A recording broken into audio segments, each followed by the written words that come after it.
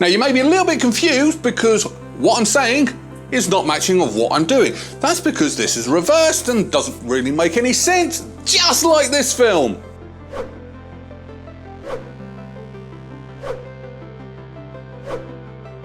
Tenet is a 2020 science fiction action thriller film written and directed by Christopher Nolan.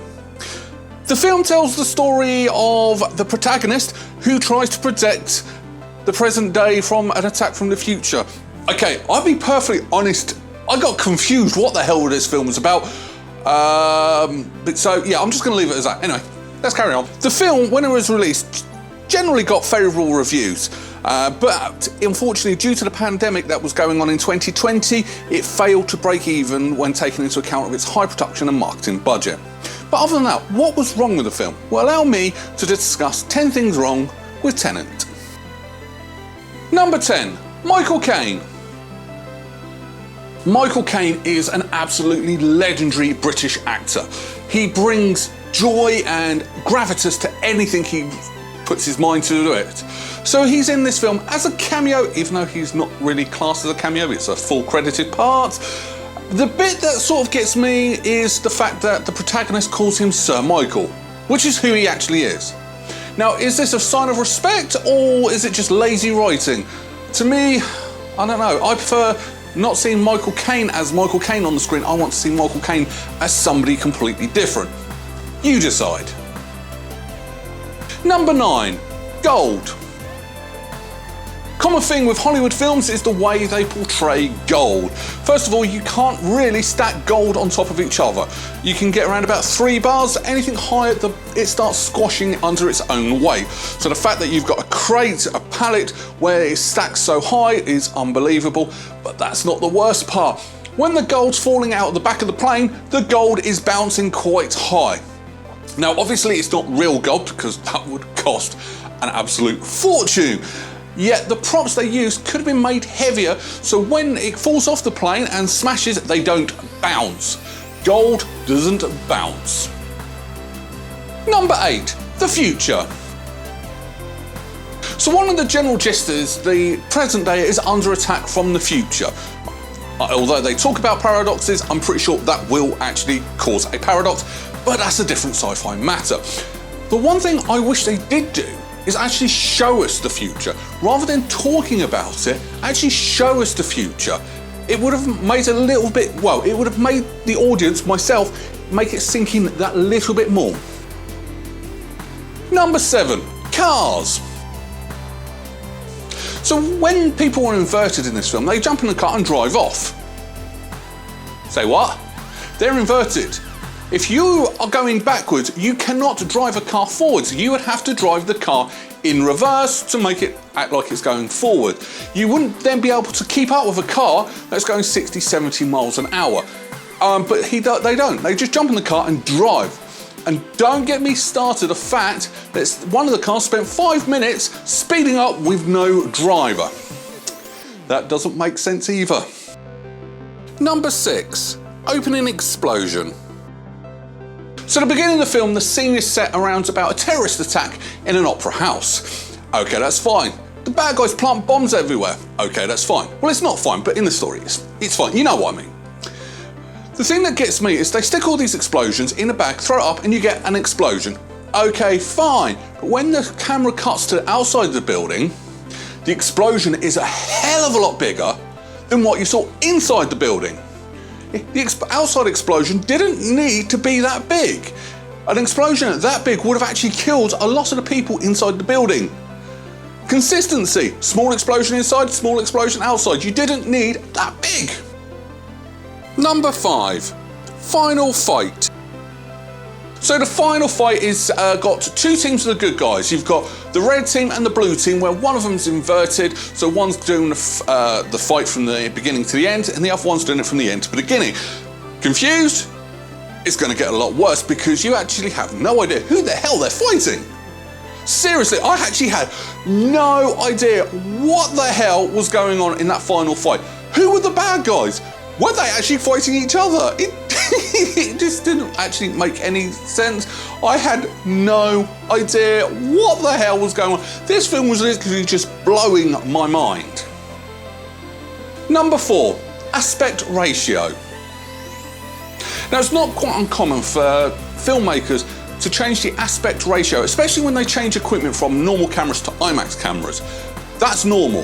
When it's between scenes, it's fine, it works. And Christopher Nolan is a huge fan of using IMAX cameras in his films. It works when it's in between scenes. It does not work when you change the aspect ratio in the middle of a scene.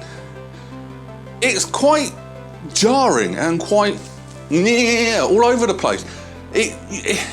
When you watch a film, you want to get into a film, you want to actually have your beliefs suspended, you want to actually feel and get into it like you are actually there in the film. Changing the aspect ratio does not help at all. In fact, it gives you the illusion that you're watching a film. I don't want that when I watch a film. I want to believe I'm what's in that film. Number 3, audio issues. Honestly, I feel really bad about bringing this one up, especially as Christopher Nolan, let's face it, he is probably one of the best directors working today. He's fantastic. He has changed cinema for the better. He's the guy that's spearheading, don't use CGI, use practical effects, something I'm a fan of. So when I bring up the fact that his audio issues are not actually that good, I mean, there's a couple of times where the explosions and the music drowns out the audio. It's not what you want. And also some of the dialogue is a bit all over the place. For a film that's very dialogue heavy, audio issues is not something you want. Number 2, bad guy sailing. One of the things about Kenneth Branagh's bad guy is the fact he's a huge fan of sailing. He has a massive, beautiful yacht. He likes to go out on smaller boats. He's a huge fan of sailing. So you would think someone that falls in the water with a life jacket would know what to do, not nearly drown. Now, I know later on in the film it was sort of put on that he knew what was going to happen, but still, it could have gone really badly wrong. You should have done something to save your life. Someone who's into sailing would know what to do. You're making yourself look like an amateur, and from that point on, I didn't quite really buy you as a bad guy, which is a shame because Kenneth Branagh is an awesome actor. Number 1, trying to be James Bond. The one thing I got from this film was I got the impression that Christopher Nolan was trying to make his version of James Bond, but in a sci-fi setting. That doesn't work. It's happened before. The people who make James Bond have tried to make a sci-fi James Bond. Look at Moonraker.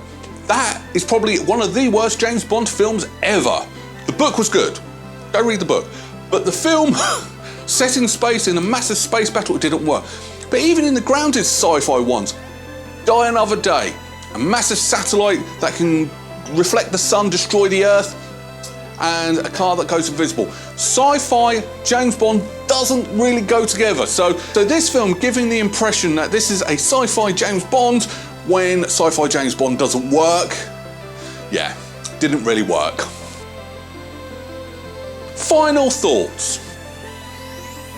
This is where people are going to hate me for this, because as I said at the intro, this film actually got generally positive reviews. I'm not one of these people that found this film positive, which is a shame because Christopher Nolan, look at some of his stuff. Inception, Interstellar, the Batman trilogy, it was awesome. He really gets into it, but this was sort of missing something. The one thing about Inception, even today, the ending of Inception, people still argue about that. It's not something that's going to happen with this film. People still have discussions about the meaning of Interstellar. That's not going to happen with this one. People still praise Christopher Bale's interpretation of Batman, led by Christopher Nolan. No one's going to do that with this film. This film is missing everything that Christopher Nolan is good for. Now, I know this was his pet project, something he's wanted to make for a few years, but I did find it all over the place. I really, and I mean really, struggled to watch this film. And I watched Mortal Kombat Annihilation a few weeks ago. But yeah, there was just so much dialogue. I'd rather see. You're watching a cinema. If this was a radio program, it probably would have worked a little bit better. You could probably just stick the soundtrack on the radio and people would probably get into it a lot more than what they did with this. The time travel stuff, although it was nice for the twists, it was all over the place. It didn't fully really understand. And the protagonist actually being the overall bad guy is, yeah, it was all over the place. Really, it was. Now, saying that, the special effects were good. The fight scenes were actually really impressive, especially as later on as you watch one of the fight scenes you saw in the beginning of the film from a different angle and realise what's going on and realise how impressive that fight scene is amazing. The cinematography, the special effects, like normal, has Christopher Nolan's fingerprints all over, and I don't think he can make a bad looking film.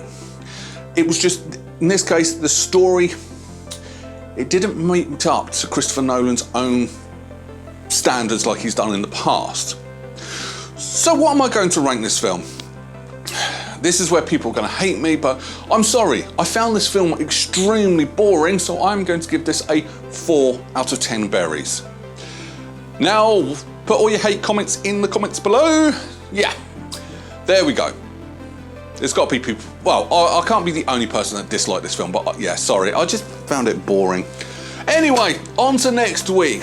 We are going to do a film that came out in 2016, but was a reboot of a film that came out in the 80s that was requested by someone else as well.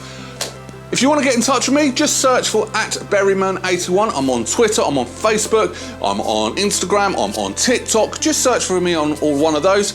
And after that, I look forward to seeing you next Sunday. Take care. Bye-bye.